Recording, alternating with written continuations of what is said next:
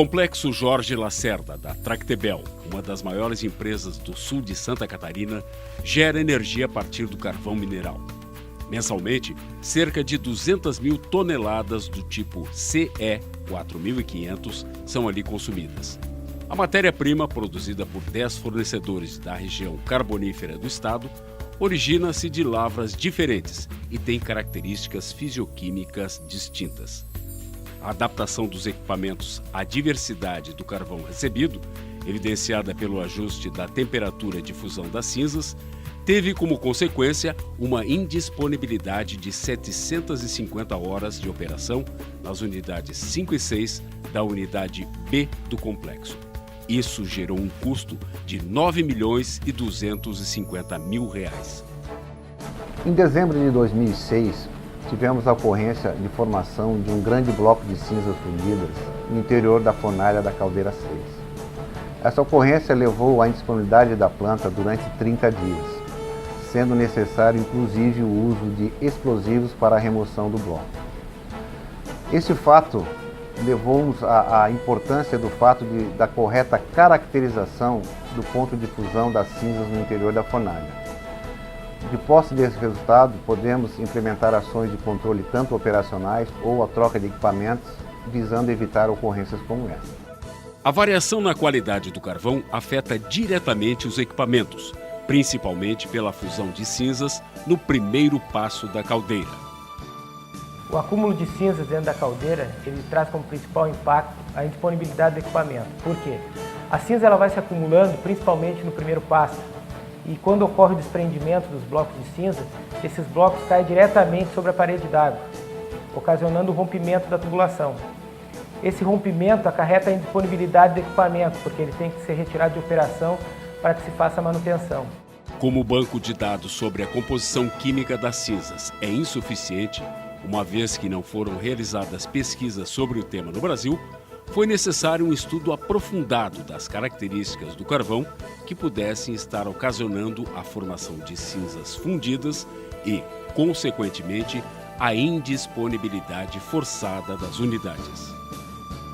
A partir da definição e da validação da metodologia, o principal resultado foi a elaboração de um banco de dados disponibilizado para a Tractebel, onde a Tractebel pode utilizar esse banco de dados para fazer ações preventivas e corretivas do processo.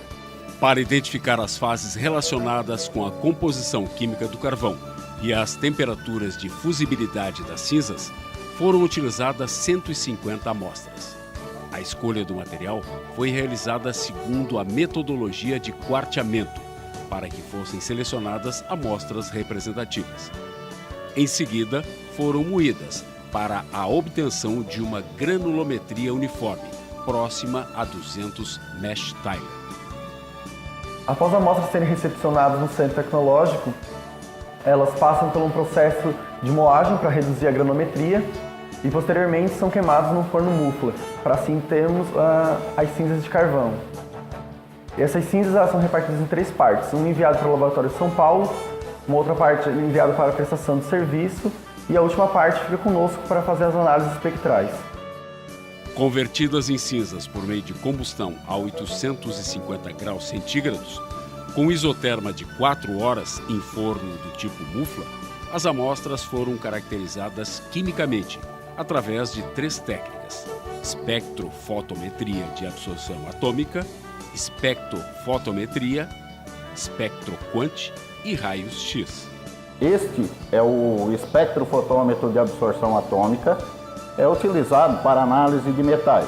Neste projeto foi utilizado para análise de ferro e alumínio, cálcio e magnésio, sódio e potássio, o qual foi constatado a presença desses metais nas amostras.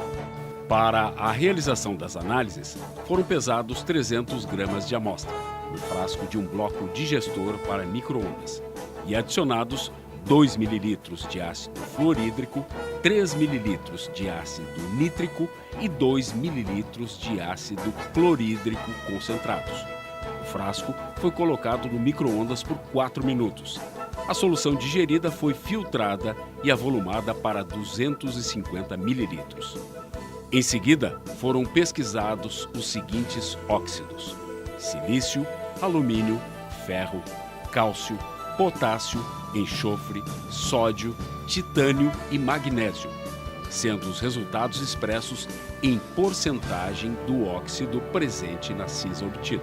Nessa etapa do projeto, foi aplicado um planejamento estatístico com o objetivo de correlacionar matematicamente a composição química da cinza, determinada em experimentos anteriores em laboratório, de tal maneira a prever qual a temperatura de deformação, esfera, semisfera e também de fusão, baseada então na composição química da cinza.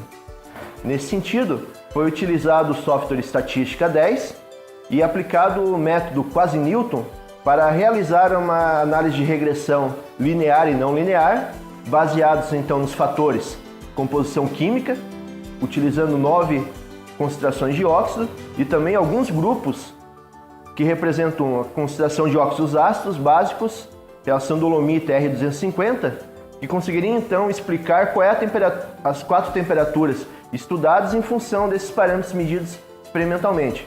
Após determinar a composição da cinza, buscou-se estabelecer uma correlação entre a composição dos óxidos da cinza e sua temperatura de fusão. Para essa análise foi utilizado o modelo de regressão linear e também o modelo de regressão não linear.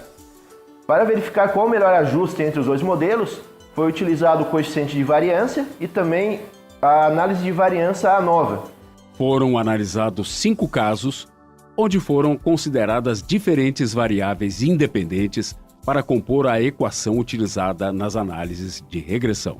Para realizar esse trabalho foi aplicado o software Estatística 10, que apresenta-se como uma ferramenta extremamente útil para buscar relação entre vários pontos, nesse caso 150 dados que tínhamos obtido experimentalmente, de tal maneira obter então os parâmetros significativos da equação. Para verificar qual parâmetro realmente era significativo, analisou-se o valor de P, sendo que os parâmetros que apresentavam um grau de significância de 95% ou acima desse valor eram considerados então significativos para o modelo. A partir dos resultados obtidos, é possível observar que a aplicação da técnica de regressão linear e não linear multivariada apresenta-se como uma metodologia adequada para correlacionar a temperatura de fusão da cinza, obtida na queima do carvão, com as suas características relacionadas à composição química. Os resultados obtidos com o modelo não linear demonstram que este se adapta melhor aos dados experimentais em relação ao modelo linear.